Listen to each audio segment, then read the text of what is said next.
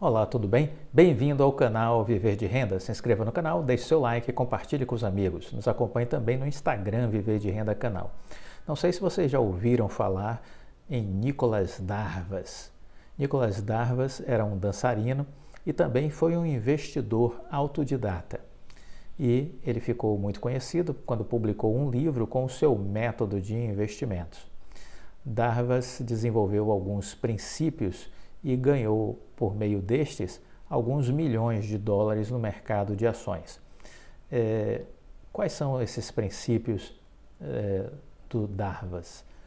Vamos destacar aqui alguns, porque esses métodos, eles no início levantaram alguma desconfiança para os investidores de Wall Street, por conta, sobretudo, dele não ter vindo do mercado financeiro. Ele não era uma pessoa que tinha tido uma carreira nesse mercado financeiro e ter sido uma pessoa que buscou o conhecimento de forma pessoal, né?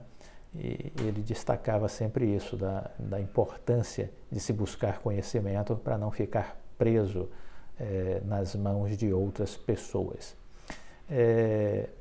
Bom, o Nicolas Darvas, ele dizia o seguinte, que era preciso comprar bons papéis de empresas em tendência de alta. Comprar bons papéis de empresas em tendência de alta. Nunca fazer operações vendidas. Estabeleça limite de perda com ordens automáticas de stop de venda de acordo com o seu modelo.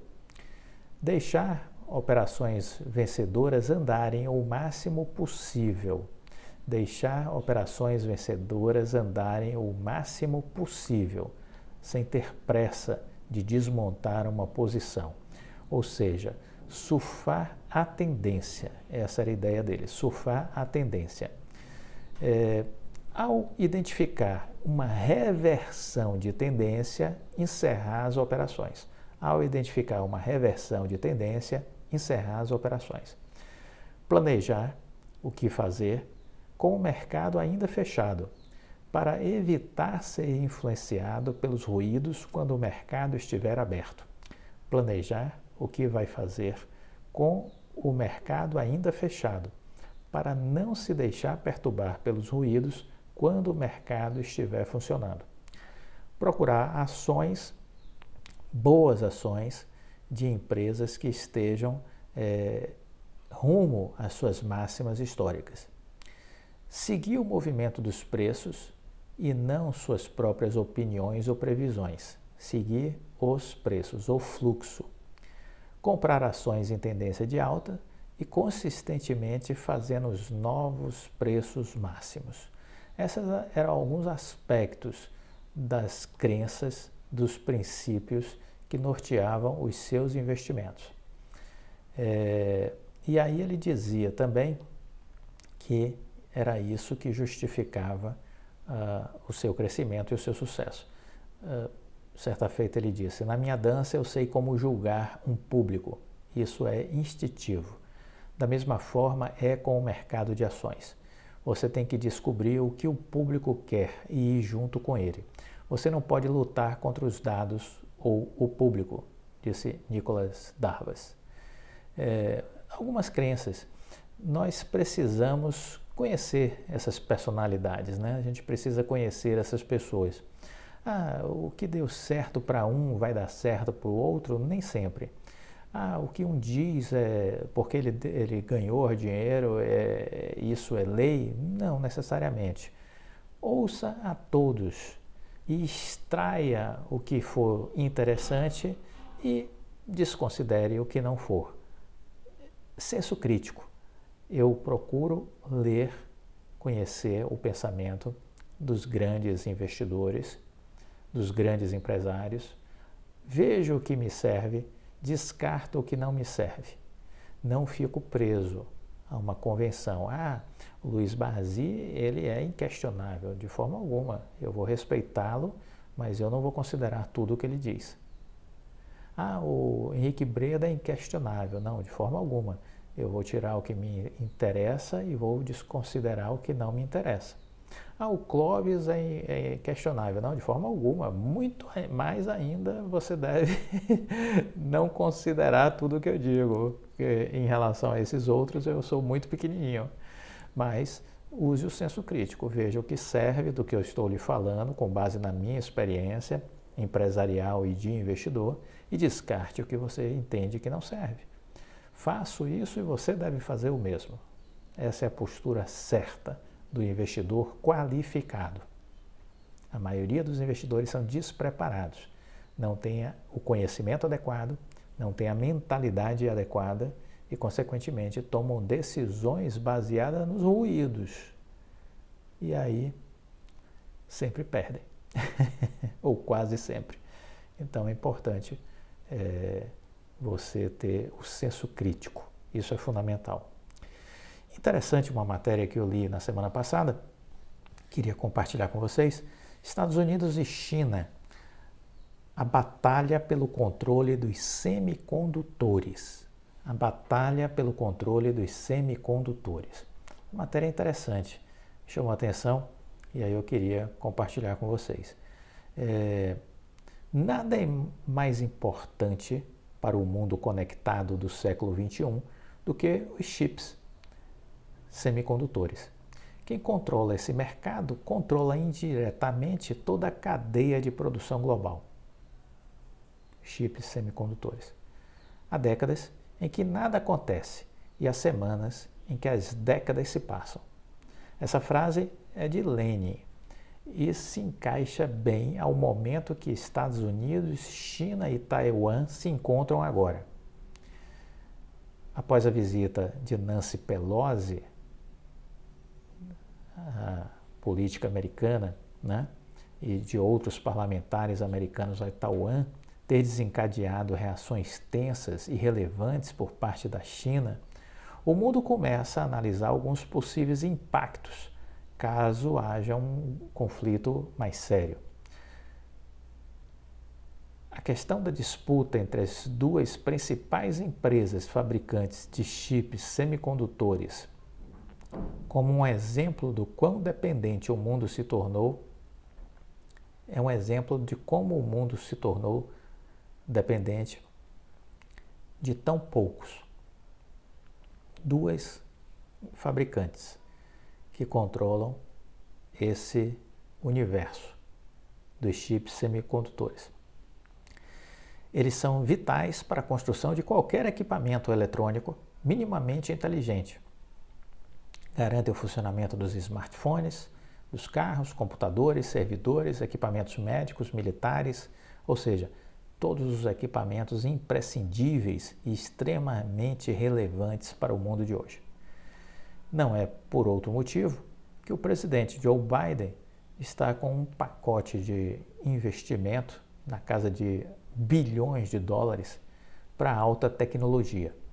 Porque o objetivo é exatamente esse, é trazer para os Estados Unidos o desenvolvimento dessa indústria de ponta, para que os Estados Unidos não fique dependente do hemisfério asiático, para que ele não tenha a dependência que tem hoje e que amanhã, num eventual conflito, isso pudesse levar ao comprometimento, vamos dizer assim, de uma série de empresas, de negócios americanos.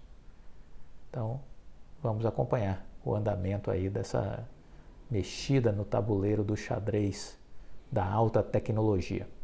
Uma outra coisa importante, a British Airways suspendeu 10 mil voos até março de 2023.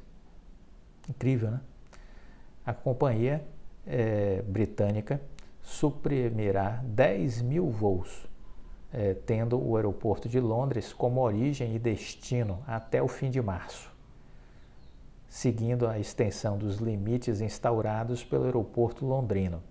A empresa decidiu ajustar o seu planejamento de voos de curta distância até o fim de março, adotando uma redução de 5 mil viagens de ida e volta, ou seja, um total de 10 mil voos.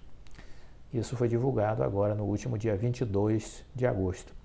Segundo a British Airways, ela vai operar neste inverno voos diários de ida e volta de Heathrow, que é a sua principal base.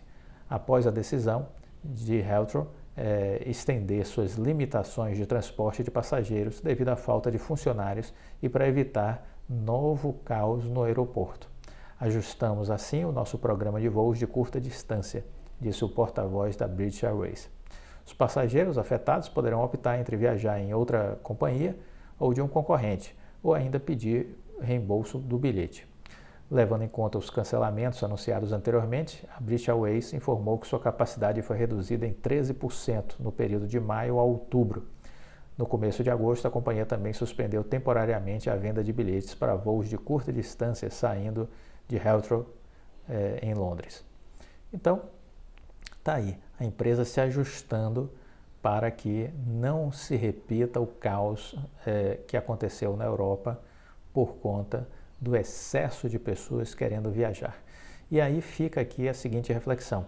Muitas empresas se planejaram, se estruturaram, mas prevendo uma retomada na economia mais fraca do que o que de fato aconteceu. A economia está retomando com mais velocidade e muitas empresas não estavam preparadas para essa dinâmica, para essa velocidade. Isso, por via de consequência, vem gerando uma série de problemas estruturais. Vimos aí esse caos aéreo na Europa agora, nas férias de verão. Tivemos aí uma série de problemas de atraso de voos, de filas, de desvio de bagagem. Olha, foi uma loucura para quem estava viajando pela Europa agora no verão europeu. E vemos também outros sinais de problemas com outras empresas. Vemos aqui em indústrias automobilísticas com falta de peças. Isso vem dos problemas ainda estruturais provocados pela Covid e, mais recentemente, novos danos nas cadeias de produção e suprimentos com o fechamento de 2 meses do porto de Xangai, né? Por conta dos lockdowns lá em Xangai. Então, tudo isso vem gerando um transtorno, um problema de aumento de custos. O frete marítimo subiu 500%, há pressões inflacionárias, né, que decorrem desse desarranjo estrutural. Então, óbvio que a lei da oferta e da procura vai estar valendo sempre, e quando você tem mais procura do que oferta, o preço sobe. Isso é óbvio, e isso está impactando o setor aéreo. Tem uma repassagem também aí de custos, né, o aumento do combustível, então você repassa para o seu cliente. Então, vamos conviver ainda com pressões inflacionárias. Você vê que tudo está muito conectado. Essa semana eu estava conversando com o Fabrício, que faz mentoria comigo, e com o Ademir também. E nós destacávamos aí essa ideia de que a China, por exemplo, agora está vivendo uma grande seca, uma seca gravíssima, e que isso pode afetar, de certa forma, severamente a safra agrícola chinesa. Ora, um problema que vai acontecer na China, caso se concretize, já com algumas projeções que estão sendo feitas, isso vai beneficiar o agronegócio no Brasil. Vai haver crise de abastecimento na China que vai beneficiar o agronegócio brasileiro, que será demandado certamente para ampliar as vendas para a China, para suportar as brechas que vão se abrir lá na parte do consumo. Aí veja, bom, que legal para o agronegócio, né? Vai vender mais, não é interessante isso? Sim, mas veja, isso vai gerar também um problema de desabastecimento no mercado interno. A gente vai assistir os preços novamente subindo de produtos ligados aí ao agronegócio, em função de um abastecimento maior que será feito para o mercado chinês. Então, muitos produtos que poderão ainda, não está certo isso, mas poderão ser demandados num nível maior na China. O agronegócio, obviamente, vai priorizar para receber em dólar, receber mais dinheiro, mas isso vai penalizar o mercado interno, vai ter menos produto para o mercado interno. Caso isso aconteça, aumento de preço. Oferta e procura de novo funcionando. É importante a gente entender o mundo empresarial, é importante entender essa dinâmica do mercado corporativo. Se isso faz sentido para você, reafirmo aqui uma vez mais o convite para você se inscrever no nosso PDL, Programa de Desenvolvimento de Liderança, para você fazer um upgrade na sua carreira funcional e poder ganhar mais, ganhar salários de 20, 30 mil reais, ter participação nos lucros e resultados das empresas, assumir desafios de coordenação, de supervisão, de liderança, chegar a ser gerente, diretor, quem sabe até CEO de uma empresa. É este o conhecimento que eu vou transferir para você. Cheguei a um estágio de diretoria na minha carreira profissional. Vou mostrar como eu fiz para chegar lá. Eu não vim de nenhuma família rica, de uma família abastada, né? Não, eu fiz o meu caminho caminhando, aprendendo, e vou disponibilizar este aprendizado para você. Vai servir para você que está trabalhando numa grande empresa, para você que está trabalhando numa média empresa, para você que quer fazer uma carreira internacional, para você que é autônomo, para você que empreende. Não tenha dúvida, este conteúdo servirá sim para todas essas possibilidades aí.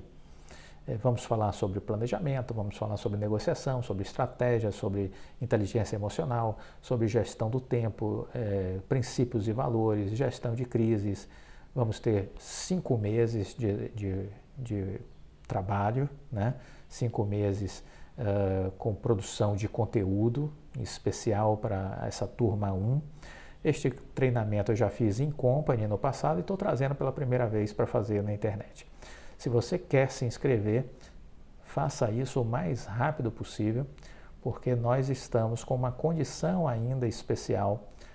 O treinamento ele tem um valor de 5 mil reais, mas você pode se inscrever na primeira turma, aí o valor é de R$ 2.097, mas se você se inscrever até o dia 2 de setembro, você vai pagar R$ 1.597, ou seja, vai ter um desconto de R$ 500. Então, vale a pena R$ 1.597 à vista, ou você pode parcelar no cartão, né? Aí tem uma incidência aí de taxa, de juros, mas é a outra oportunidade que você tem. Então, se lhe interessa, faça a sua inscrição. Me procure, mande um e-mail para mim, clovisfaleiro@uol.com.br. Não perca essa oportunidade. Ou me contacte pelo Instagram, pelo direct do @viver de renda canal.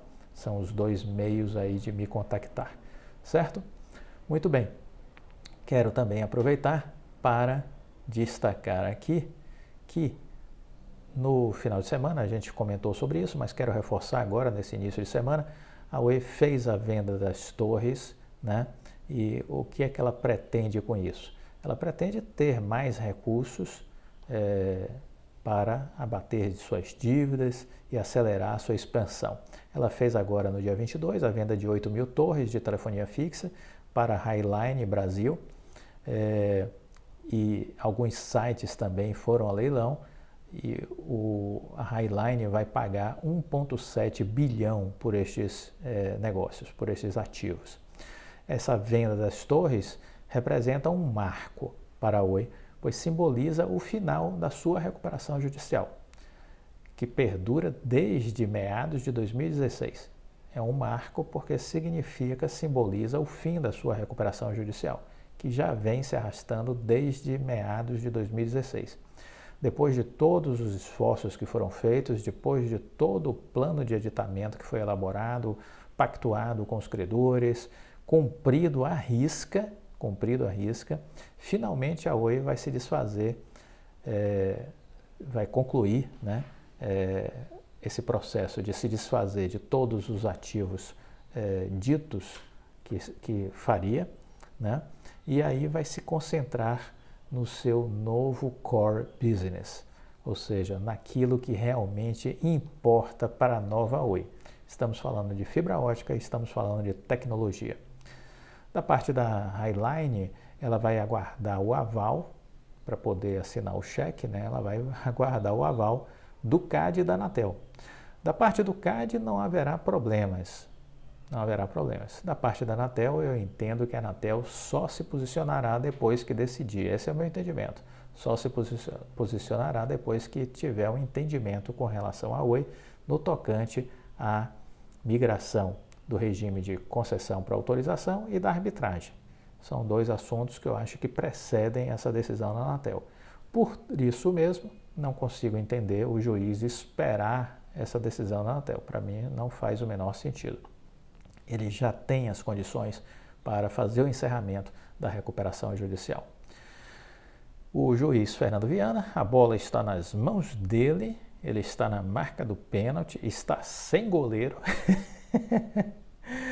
O goleiro não está na baliza e ele pode chutar para fazer o gol, né? E entrar para a história como juiz que coordenou a maior recuperação judicial da história do Brasil. A maior recuperação judicial da história do Brasil.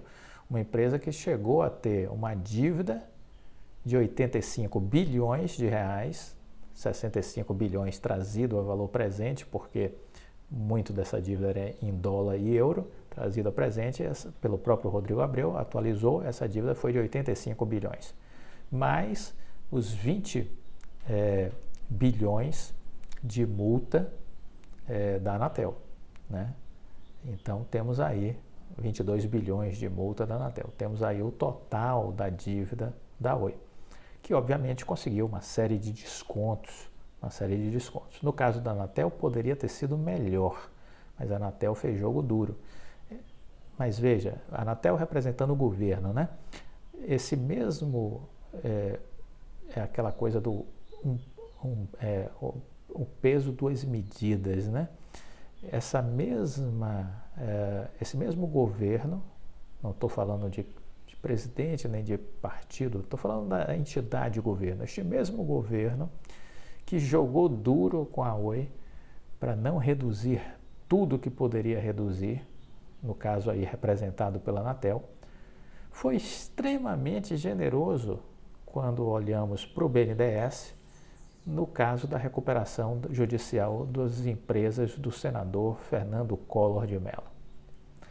Por ele ser político, tratamento diferenciado, tratamento VIP, teve direito a 70% de desconto nas dívidas das suas empresas. A Oi ficou com 55%, no caso das multas da Anatel, enquanto que o BNDES deu 70%. Então, por que o BNDES concordou com 70% de desconto na dívida do grupo do senador Fernando Collor de Mello e o Anatel não concordou em dar os 70%, né? Ficou em 55% na média da aplicação do fator de redução. Não faz sentido, né? Salvo se a gente quiser entender que o que fez a diferença foi o fato do senador Collor ser político, ter sido governador de estado, ter sido presidente da República. E aí este é o diferencial competitivo do grupo Arnaud Mello. Esse é o Brasil. Esse é o Brasil que deveria mudar de prática, deveria mudar de índole, né? Deveria ser menos safado. Mas a gente vai ter que conviver com isso. É o que tem para hoje, não vai mudar tão cedo, né? Bom, a Oi ela vai continuar usando essas torres depois que esse negócio for desembaraçado, vamos dizer assim. A Oi vai continuar alugando essas torres e pagando para a Highline pelo aluguel, né? Ela diminui o custo de um lado, mas vai ter um custo operacional do outro, né? Alguns analistas disseram que ainda não dá para saber se o negócio foi favorável.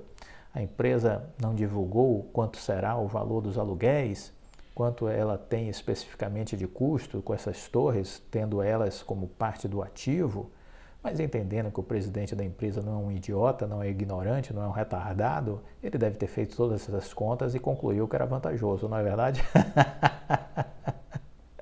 Então, eu não estou preocupado com as dúvidas dos analistas. Eu entendo que o presidente ele tem uma responsabilidade, até porque tudo isso ele deve ter apresentado a um conselho de governança, um conselho de administração, onde estão ali os sócios majoritários, controladores, e que aprovaram a decisão. Então é assim que a coisa funciona dentro de uma empresa. Um conselho de administração aprova uma decisão dessa ordem de um presidente executivo.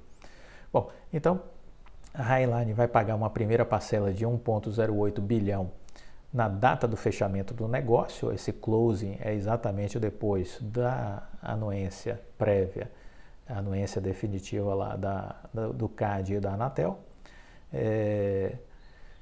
E aí é que vai ter esse desembolso, né?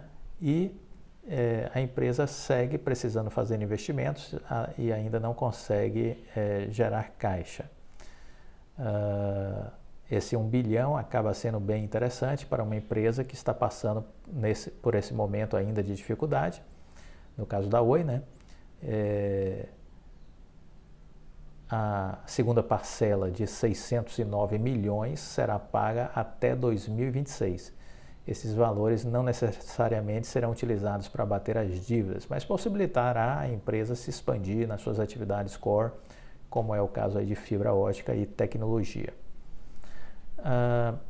Quando você olha todas as transações feitas, nós estamos falando que a Oi conseguiu levantar um capital da ordem aí de 30, 32 bilhões de reais.